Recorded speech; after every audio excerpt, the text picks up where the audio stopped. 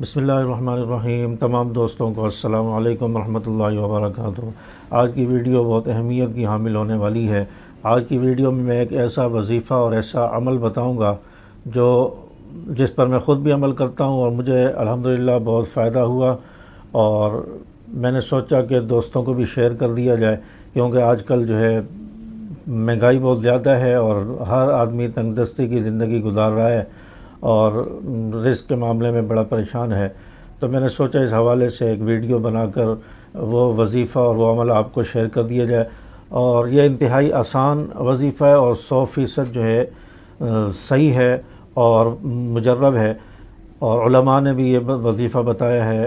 حضرت شیخ حضرت مفتی ضرب علی خان صاحب رحمۃ اللہ علیہ بھی اپنے بیان میں یہ وظیفہ بتاتے تھے، اور بھی بہت سارے علماء نے بتایا ہے۔ اور یہ وظیفہ حفاظ کرام کے لیے تو بہت ہی آسان ہے، اور جو غیر حافظ ہیں، جو حافظ نہیں ہے، وہ بھی اس کو 2-4 بار پڑھیں گے، 8-10 مرتبہ پڑھیں گے، انشاءاللہ ان کو بھی یاد ہو جائے گا۔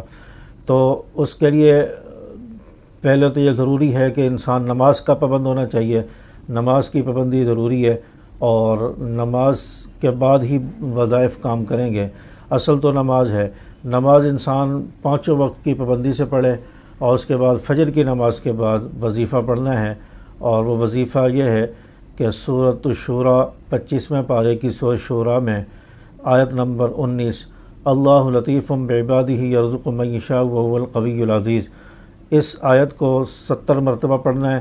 اس کے اول آخر 7 مرتبہ یا 11 مرتبہ درود شریف پڑھ لیا جائے، اور درمیان میں یہ آیت 70 مرتبہ پڑھنی ہے، اللہ لطیف بعبادہ یرزق من یشاء وہو القوی العزیز۔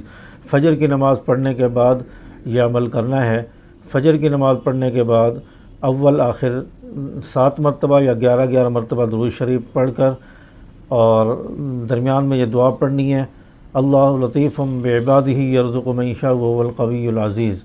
ہر روز یہ عمل کریں، انشاءاللہ آپ کے لیے روزی کے دروازے کھل جائیں گے، آپ کے قرضے بھی ادا ہو جائیں گے، اور اگر فائدہ نہ ہو تو پیسے واپس، پیسے تو آپ نے دیے ہی نہیں ہیں۔ تو بہرحال فائدہ ہوگا آپ کو، اور اس عمل کو یقین کے ساتھ کریں، اور روزانہ فجر کے بعد پڑھیں، اور تمام نمازیں جماعت کے ساتھ پڑھنا یہ ضروری ہے۔ انشاءاللہ یہ عمل اور یہ وظیفہ آپ کی زندگی بدل دے گا۔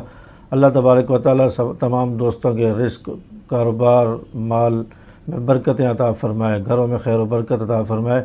السلام علیکم ورحمۃ اللہ وبرکاتہ۔